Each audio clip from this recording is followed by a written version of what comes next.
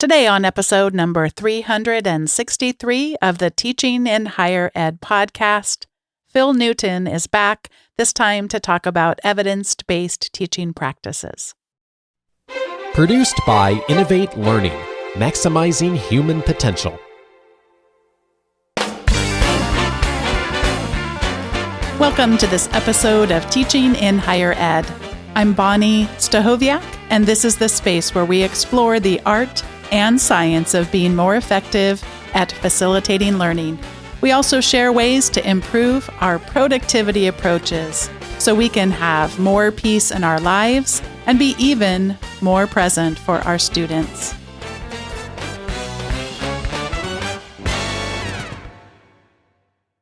Phil Newton is the Director of Learning and Teaching at the Swansea University Medical School in the United Kingdom. He teaches neuroscience and educational theory to students in the school and was the 2015 British Medical Association Wales Swansea Teacher of the Year.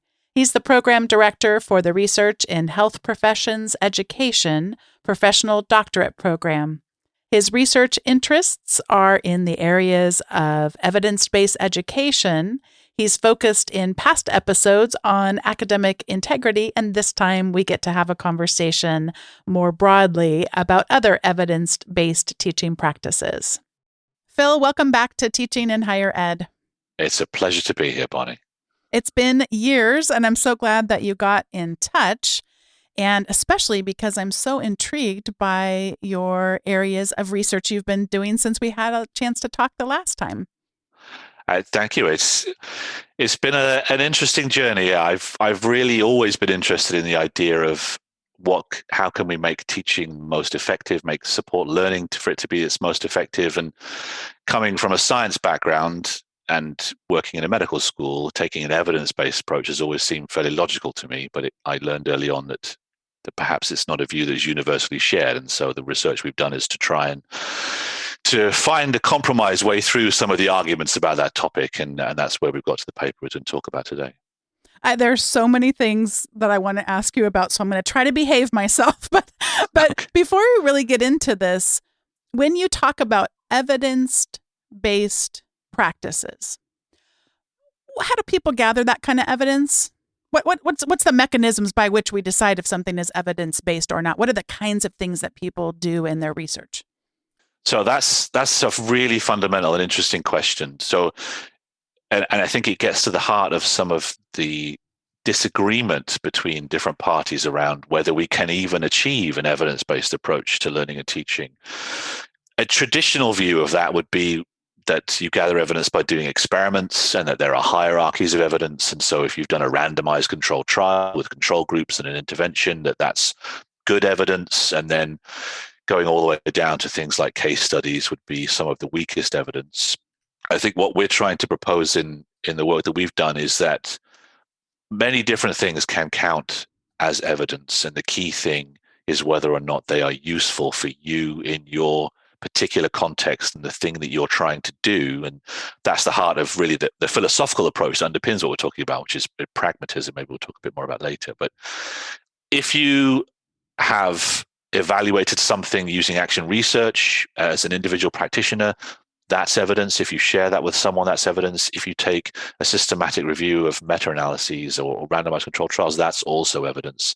The key thing is how useful it is, how much it relates to your own context and things like that. I get super intrigued by this idea of our preferences versus what actually happens in reality. And I'm trying to think of an example right now because this just happened to me last night where it just seems like such a good idea, whatever it is you're thinking of. For me, it might be, buying something that I don't really need, but it just seems like such a good idea. And then you don't end up using it as much as you thought you might. And I'm intrigued with that. Robert Talbert is someone who wrote a little bit about this idea actually what he did was he took an academic article and then made it more conversational on his blog. But, what people's preferences were starting out in an online class about how much they perceived they were going to value these different things versus what they actually valued and used during the class. So I know when we start talking about things that there is evidence for, there's lots we can discuss about there. But before we even get there, what are a couple of really popular theories that really are representative of our preferences versus what actually plays out in the reality of what works? So what are a couple of things that they're really evident isn't the evidence for them working? So I think probably the most famous and yet still to lots and lots of our colleagues most shocking would be the idea of matching instruction to so-called learning styles. We've done published a few papers on this. In fact, we submitted a new one this morning, and I'm sure many of your listeners will be familiar with this idea of being maybe a visual learner or an auditory learner or a kinesthetic learner. There are 70 plus different ways that we can classify people. Kolb's learning styles inventory is another one. Honey and Mumford is another really popular one. And what that theory says is that we can diagnose people more or less into one or more of a so-called style, and that represents a preference for how they learn. And that is a preference. Some of those preferences are more stable than others. But where the theory really falls down is then this idea that we should then be teaching people according to their preferred style. And so if you're teaching a class that's been diagnosed as either visual, auditory, read, write, or kinesthetic using the so-called VARK model, then you should develop 4 different versions of your teaching to match the 4 different groups of styles in your class. And that really doesn't work. And we've known it doesn't work since the early 2000s. And yet we published a paper at Christmas showing that almost 90% of teachers still believe that it does. And it's I'm shrugging my shoulders because I really don't know what to do about it other than to keep telling people, as appealing as it sounds, and of course, as you mentioned, we all have our preferences, and it's very intuitive that if we learned according to our preferences, we might do better. It really doesn't work, and we are really all multimodal creatures. And that's probably the most obvious example of something that demonstrably doesn't work. You know, this hasn't hit me before until you just said it right now, but when you were talking about people developing 4 different versions of their classes. So I hear this a lot. This 90% figure that you mentioned is not surprising at all to me. I can't think of anyone who ever has subscribed to this point of view who actually then has 4 different versions of the lesson. So it's like, it reminds me, it struck me just as you were describing it, that it's another one of those things that you put back on the learner to figure out. They took the assessment and then you need to figure out how to make this visual for yourself. You need to figure out how to make it auditory. I don't have the time to make 4 different versions of it. So it's versus the things that there is evidence for working. But actually, before we get to those, there's another one that I just would love to have you touch on. This is such a fun one for me. We've talked about it at least once on the show, but it's been a while. So what about this Dale's cone of learning? I suspect many people have seen it, but you might have to remind them what it's all about. So yeah, Dale's cone is another one that it comes from a good place, like learning styles do. The people who devise these theories are trying to help, but it's been oversimplified, overinterpreted, and ultimately the way in which it currently is presented isn't useful at all. So you will have seen it normally as a triangle, and often when we see things in triangles in educational theory, that's a bit of a warning sign. And this particular triangle is normally organized into types of activity, and it'll say something at the top like, we remember 10% of what we read, and at the bottom it will say we remember 90% of what we say and do. And at the heart of it is advocating for active learning, for which there is some reasonable evidence. But you normally see it sort of with multiple different tiers, and 30% of things that you read and then write down or something like that. And there's just really no evidence for it at all, and yet you see it everywhere. And I'm not sure whether I should say this, but I will. I think I could do it in a sufficiently anonymous way. I gave a keynote once at an education conference about evidence-based approaches to learning and teaching, and I was the after lunch slot. And so I was sat in the conference in the morning, and there was a technical problem, which meant that I had to go and rewrite my presentation. So I missed all the presentations in the morning. And I popped up on stage after lunch, and I started off by advocating for different evidence-based approaches to learning and teaching. One of the first things I talked about was Dale's cone. And I put it up on the slide and said, look, really, this is a lot of rubbish. You shouldn't be doing this. And there was a lot of shifting in seats and looking at floors and daggers coming my way.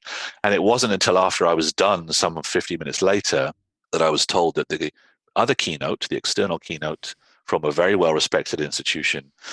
And an eminent professor in education had used Dale's cone as an example of something that we should be doing. And again, very well-intentioned, but just shows you that these things are everywhere and they have a certain intuitive appeal. But when you start to pick at the evidence, there isn't anything for them. Now we get to the slightly happier portion of today's show. Yes. There actually is evidence for some approaches working. So tell us first about retrieval practice, which if anyone's been listening to this show for any length of time, this is something that comes up a lot. But for people who may not be as familiar with it, what is retrieval practice and what do we know about how it does or doesn't work? So retrieval practice, the basic idea that, well, the simplest way to operationalize retrieval practice is the idea that taking practice, formative or summative quizzes or tests improves learning. And that it's based upon this idea of the testing effect. And there's an abundance of literature showing that people who take tests in one form or another tend to learn more than people who don't. And the control condition for those sorts of studies is normally people who reread bits of text or rewatch PowerPoint slides or whatever it may be. And those are the things that actually students tell us they do when they're asked, how do you study? Well, I read my notes and then I read them again and I read them again. And so when you compare learners who are doing that with learners who read something, then take a test on it, then read it, then take a test on it, those who take the test do better. Unfortunately, that is often, somewhat misunderstood as we need to give people more tests, more exams. And that's not always a good thing to do. And really, the underlying neuroscience, or at least the cognitive psychology of retrieval practice, is that anything you can do that brings to mind what it is you're trying to learn, and particularly matches what you already know about something with what it is you're trying to learn, that really does help. And there's a lot of good neuroscience that underpins that about the retrieval of long-term memories into working memory and matching new information that's being held in working memory being an effective way to prompt learning. So it doesn't have to be an exam. It can be, you can ask your students to write down everything that they know about a particular topic before you start a new class, or something like a mind map, or the best one, I think, in part because it saves us some effort on occasion, is you ask students to write quizzes for each other. And so the act of them writing a quiz helps them learn, it helps their peers learn, and there's lots of different tools that you can use to do that. And so anything that helps students bring to mind what it is they're trying to learn takes advantage of this principle of retrieval practice. And it's a really simple thing to operationalize. It's been shown over and over and over again to improve learning. I got such a kick out of using the same deck of flashcards where students would do something on their own to do retrieval practice. So it was generally some kind of a matching exercise, that type of thing. And then they would come into the class and do something in a group. The one I use is called Quizlet. So there's a game they can play called Quizlet Live where they're playing against their peers and they're on a team. What makes it unique, it's the only time I've ever seen this, is that only one of them has the right answer. So in a team of 3 or 4, they're, trying to figure out which of us has the correct answer. But to me, that even doesn't quite take it quite far enough. If this is fundamental to the learning for the class, I had them watch a humorous television show called The IT Crowd. It's a British comedy. I'm familiar with it, yes. Yeah, so great. And then take a first-person narrative approach and write as if you were one of these characters in the episode and use some of the words from the same flashcard. So it's sort of building up, both in terms of smaller stakes or no stakes. The individual practice might be just a tiny handful of points just to get them to do it, but no score as far as right or wrong. The practice was the aim in the first place. And anyway, I had great fun with experimenting there. The other thing that's so interesting about this one too is that I have found, and so many of my colleagues have shared, this is where preferences can really emerge, and students can, even from the retrieval practice, the research that I've seen, can think that it actually works better if I just highlight my notes or reread it or whatever, because it feels like it doesn't, even when presented with contrary data that says, no, actually look at this, look at you, see how you knew more over here versus over, oh, no, but this still works better for me. That's because, it's back to that preferences thing versus what works. So I find to me, part of it is because we don't really have as much comfort failing in educational spaces. It's not really celebrated Yeah. or embraced. So I have to really hone in all the time. Anyone who takes any class with me ever knows what retrieval practice is. Even if that's not what I'm teaching, they need to know it, because remember, forgetting is the friend of learning. And remember that why are we doing this? And that sometimes it's uncomfortable. And then it helps if I sometimes fail, because my memory will fail me sometimes too. And they can see me being comfortable with, yeah, this is all, I'm not keeping track of this. It's anonymous. You're just, we're getting time to practice so that, that deeper learning can occur. So I trialed something in a new class this semester actually that appears to work very well. One of the things I think that one of these principles that I like to try and use as part of the overall pragmatic approach is to recognize that assessment drives learning, which we're often told is a bad thing. But I think, at the end of the day, it's a lot of human nature, and let's try and work with it to get the best for everybody. So we've built into the class credit for doing retrieval practice. And the way that we've done it is to use this tool called Peerwise, which is a site, I think it's based in New Zealand, where students can log in and write questions for each other. And we give them credit for the class if they've done a certain number of questions. And then they can rate each other's questions, they can write feedback for each other, and they have to write an explanation for the questions that they write.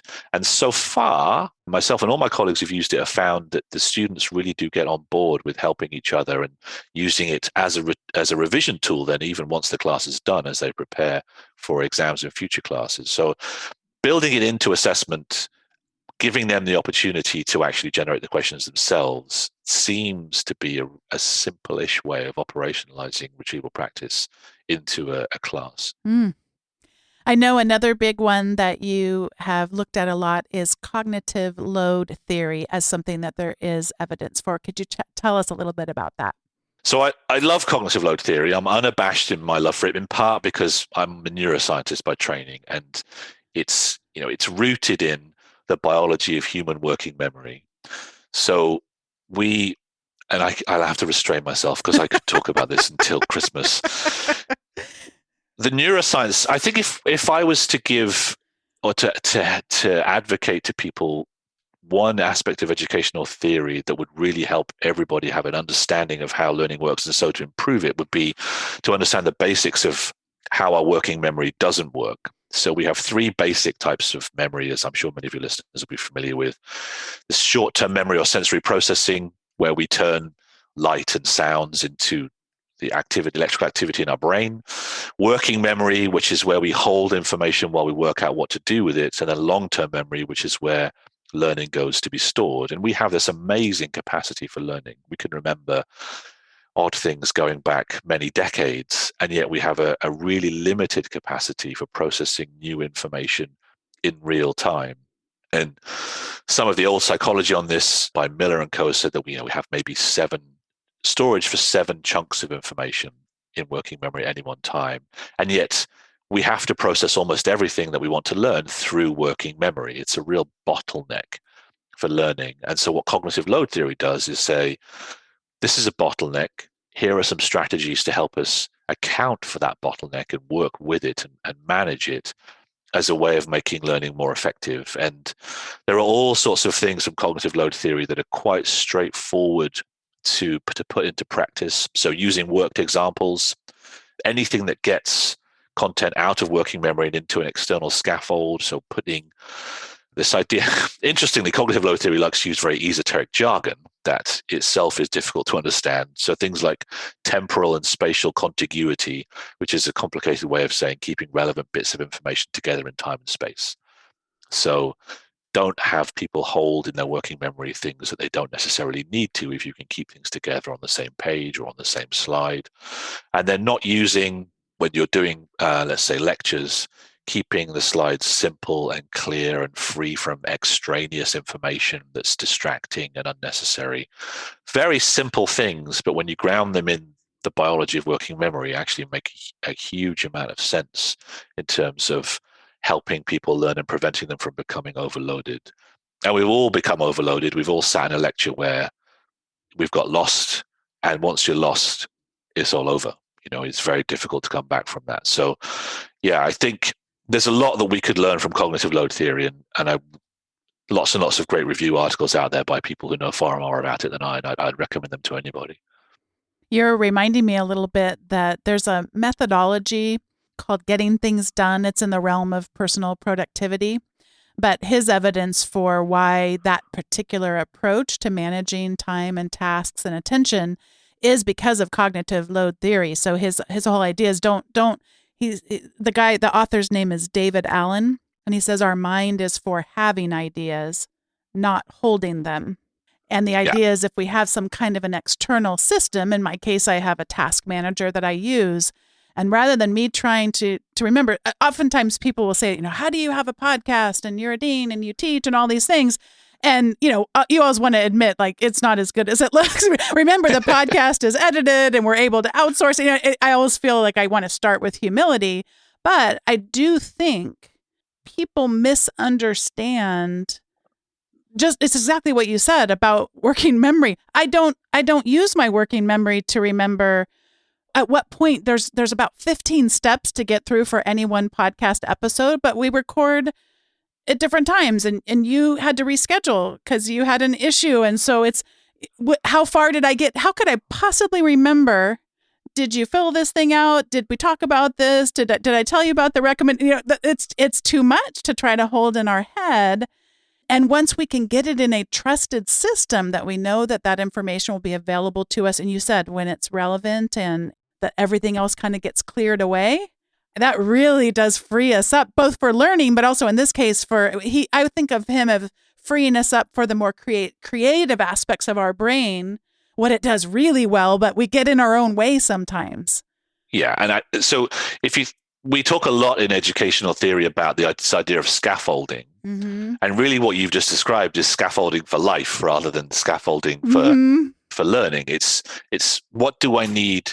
All these things that I need, but I don't have to hold them in my mind, as it were, at any one time. I can put them outside on this scaffold, and then this very limited space that I have in working memory, I can dedicate to the things that I really need. And that's in cognitive load theory, that would be having high germane cognitive load. You're focused on the things that you really need to be paying attention to, and not paying attention to the animated GIF on the slide, or the twirly bow tie of the teacher, or the fact that you're cold, or even some things that we as educators can't keep track of. If you're hungry or stressed at home, those are distractions, extraneous cognitive load that we need to be aware of, or we can't always account for. So before I ask you about communication skills, I wanted to ask you a little bit first about where this all lands in the arguments around memorizing things and the importance or lack of importance of it. I mean, and this is a very nuanced discussion, I realize, but where are some of your thoughts and what's some of your research around how much I, as a learner, need to be memorizing things versus how much I don't? How would I know to be able to discern between those things as an educator? Where do you land in terms of all of that? So that's a really interesting question, because it's a very common and heated-ish topic, certainly in the UK, although a lot of the balance of the discussion tends to fall on the side of we need to be focusing on developing skills and not memorizing facts. And I think that's unfortunate, because I don't think I would be advocating for having all your university students sat saying things out loud like times tables, but we cannot critically appraise things that we don't have a basic knowledge of. And critical appraisal is the thing that we're trying to get to in higher education, right? It's sort of higher order, working with information, concepts, and learning, doing our own independent thinking about them and appraising them critically. But if you don't know the basic facts, it's almost impossible to do. And certainly in STEM subjects, which I'm more familiar with, we are absolutely up to our eyeballs in facts. And a lot of those facts come with a terminology that is almost impenetrable. So I teach neuroscience, that's my day job, and I show students a list of regions of the brain, our medical students, list of regions of the brain that they have to understand, they have to know about, and even the names are impenetrable. So a common region of the brain we talk about a lot is called the substantia nigra. And it's really important. And Bonnie's frowning and scowling. So it's really important. It's the region of the brain that dies in Parkinson's disease. It does a lot of really important things in helping us move and initiate movement and coordinate movement and other things besides. And so students have to know about it. They have to know whereabouts in the brain it is, what it looks like, what the cells in it look like, and so on. And yet just the name, substantia nigra, there is nothing in there to help you as a novice learner understand what that means. And so you have a page of terms like that, and quite straight away you're overloaded. And there's no real way around that other than learning the facts. And we can use structures to help people organize that in a better way. So if you had an understanding of the classics, you'd know substantia nigra means black substance, and it's black in the brain. So maybe that's helpful. And then if you can learn some of the anatomical organizational terms, like what's up and down, what's left and right, what's middle and center, then that helps you with some of the other terminology. But there really isn't any way around being able to understand the neuroscience of Parkinson's disease without knowing the terminology of substantia nigra and dopamine and all these other complicated terms. So it's my long-winded way of saying we do have to learn and memorize a lot of facts, particularly in STEM, but that's no bad thing. Yeah, and I always think of these things of it's never all or nothing. And so because Absolutely. in working with STEM, it's always, the you don't understand and we have to memorize things because that's our field, and it's like, well, the doctor still goes and looks up your prescription to see if there's any, what is that called? Speaking of memory, not side effects, but complications. What medication? Yeah. They don't have. No human being's going to rely on their memory for all of the drugs that they may prescribe, all that kind of thing. But then again, you don't want them to not know anything off the top of their head. So it really, and I'm speaking in a domain I know close to nothing about, in case you can't tell. But I just really think we're in such a danger zone when we think everything has to be memorized or nothing does. It's got to be some gradient in there. Absolutely. Yeah. You have to know when you look up the side effects what they mean, but you have to know where the skill is being able to match the different terminology and the different patterns to what you see in front of you and making a judgment about it. I think one of the things, sort of evidence-based tips we can use in any domain that matches to cognitive load theory and our understanding of working memory and long-term memory is to try and make learning new information relevant to what somebody already knows. And that's something that is represented in multiple different ways in many, many different and seemingly disparate learning theories. Like constructivism makes a great deal about that, but actually when you work it back, it maps perfectly onto our understanding of how the neuroscience of memory works. And even with something like esoteric terminology in neuroscience, like substantia nigra, if you can say that's black substance, there's not many other black substances in the brain. We know what black substance means, so maybe that's a hook then to help avoid some of this overload by making things stick to things that are already in long-term memory. And it also links to this idea that we hear a lot about we don't need any facts at all because we can just Google anything. And I think your very pragmatic point about it being all or nothing is really relevant there, because it's certainly impossible for, say, a doctor or any professional to Google everything in real time and function. But at the same time, I don't think we should be afraid of saying to our students, or even our trainee doctors, our qualified doctors, there's no harm in looking stuff up if you're not quite. You don't have to have it all in your head. If you're not quite familiar, please do look it up rather than try and remember it and get it wrong. It's far better to do it that way. Yeah. Well, before we get to the recommendation segment, I know that you have some things to share as far as some of the fundamental communication skills and there being evidence for their importance. So, yeah, I think I am an unabashed advocate for, and I guess defender of, the much maligned lecture. Again, as someone who works in STEM, lectures are very common. We have large class sizes, and I think one of the key things that conclusions we've come to in some of the work we've done on evidence-based practice is that we need to be pragmatic about how we apply some of the evidence. And pragmatism is a philosophical approach that prioritizes research questions and questions about practice that are useful. And I think when we think about teaching from a pragmatic perspective, a good lecture can be a really useful way of helping people learn.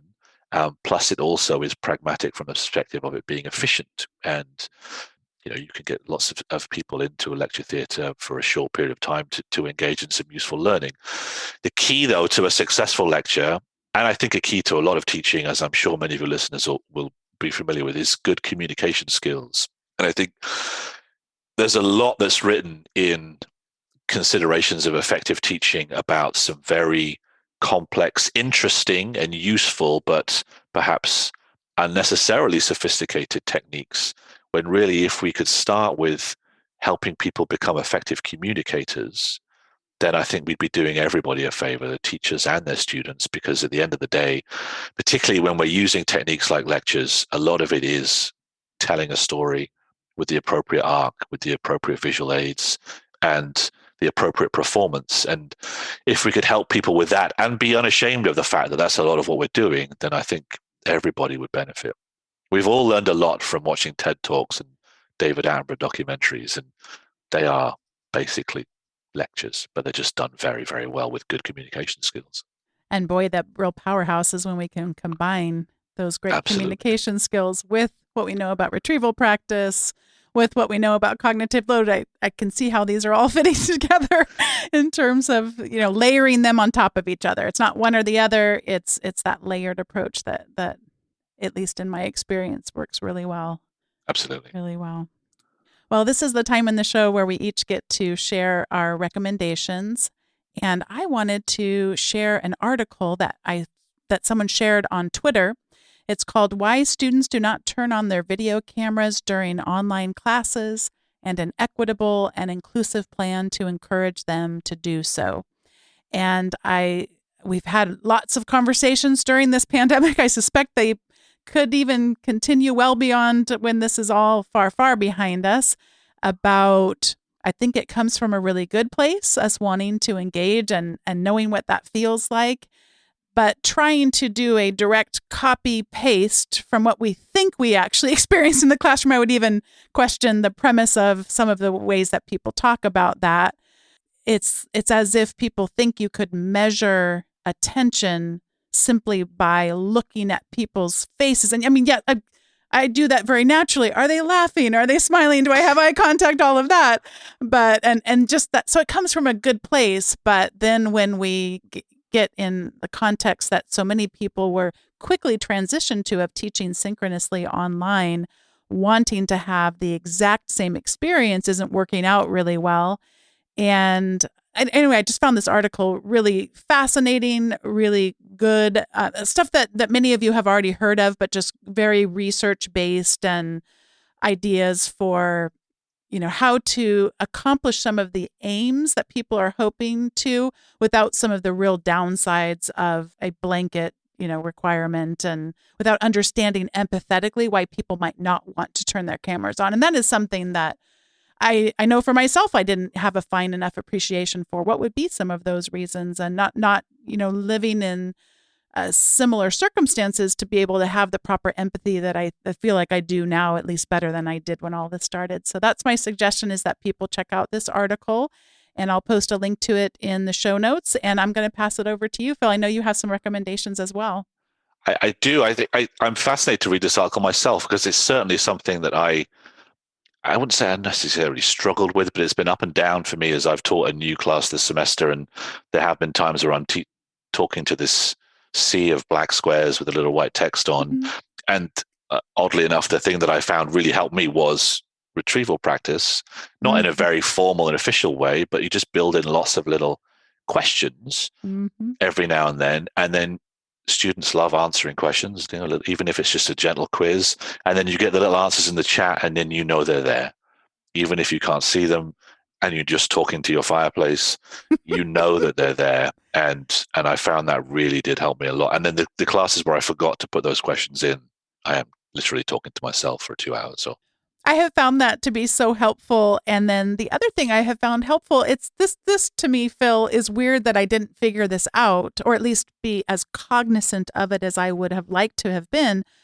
One of my approaches that I would go back to so regularly when teaching in a classroom would be to change things up. Okay, now we're going to take out our phones. And then I've got this little game or a little poll or whatever. Okay, Yeah. now we're going to put our phones away. I'd like you to take out a piece of paper and a pen. Oh, you didn't bring any with you? I've got some extra paper with me. I've got some extra pens and just that. Or we're going to go up and here's a sticky note. I want you to write down something and then go up and post it, just constantly both physically moving around the room. Or now we're going to listen to something. Now we're going to be silent for a few moments. And how just that constant changing it up, I didn't always think of it quite in that same way. Or maybe I didn't feel like I had as big of a repertoire at first. Because part of it, you were talking about lectures earlier. I think sometimes I'm so hesitant to do the lecture. That's not my go-to. So it's like, no, actually, now I'll find even more freeing to say, okay, for the next 10 minutes, I'm going to be explaining something. So feel free to turn off your camera. If you've got a paper there, you could just jot some things down. I'm going to be talking for about 10 minutes, and to feel okay, I don't constantly have to be doing 100% retrieval practice to free that up a little bit. But then to say, okay, if you're comfortable and you're in a place to do this, I'd love to have you turn your cameras back on now. Because now so that's not constant camera on, feeling like the focus is on me, the changing back and forth between that. I found a little bit freeing as I kind of got in a groove with things in these last 6 months or so. Yeah, to be recognizing that, I guess, reflecting on what it is you actually do in a teaching session versus what you think you're doing, and Yeah. recognizing that doing lots of different little things, talking about different things, even just lecturing on different topics, if you do a lot of talking, is a really important part of that. And it is a lot harder, or at least it's been a difficult transition for us, hasn't it? So even just telling students to go take a break, make a cup of tea, and then coming back with your own mug is... Oh, yeah. We've learned a lot, haven't we? Yes, we have, and so much more to learn. So we were talking about this before we came on, and I when I came on before, the thing that I recommended was honestly to get a dog, because it was so helpful to me having a dog as a way of getting myself out of the house, having some free time, some me time, just to think about things. And I thought, I can't possibly come on and recommend getting a dog again. But then our dog died, and it was a very difficult time, as anyone, particularly who's got young children and and pets, will know. And then recently we've got ourselves another dog, and it's really brought home to me the importance, particularly in the current situation we find ourselves in as a planet, of being forced to go out, get outside, to go for a walk and just think about stuff whilst chucking a ball for an overexcited Springer Spaniel. And then whilst doing that, I could sneak in another recommendation for, even if it's just listening to a podcast. I even though I'm a UK citizen, I love Radiolab. I've learned a huge amount from the podcast Radiolab, and I'd recommend it to anyone who just wants a different take on many of the interesting and controversial things that we find ourselves thinking about as a society. Radiolab has an amazing take on those. So an hour or so with a dog and Radiolab, all will be well with the world. Well, Phil, I'm so glad to have been able to have this chance to talk to you again all these years later. I hope that it doesn't take this many more years for us to get back in touch. I'm so excited about all the things that you're researching, and I'm just so engaged by what you shared, and I'm excited about sharing it with the listening community. I'd love to talk to you again soon, Bonnie, and to anyone who'd like to listen. Thanks once again to Phil Newton for joining me on today's episode of Teaching in Higher Ed. If you'd like to check out the show notes, they're at teachinginhighered.com/363. And if you'd like to receive those show notes in your inbox once a week, you can head on over to teachinginhighered.com/subscribe. That subscribes you to the weekly update, which has the most recent podcast show notes in it, and also some other recommendations beyond what we talk about on the show, some quotable words, and other resources. So head on over to teachinginhighered.com/subscribe. And thanks so much for listening to Teaching in Higher Ed. I'll see you next time.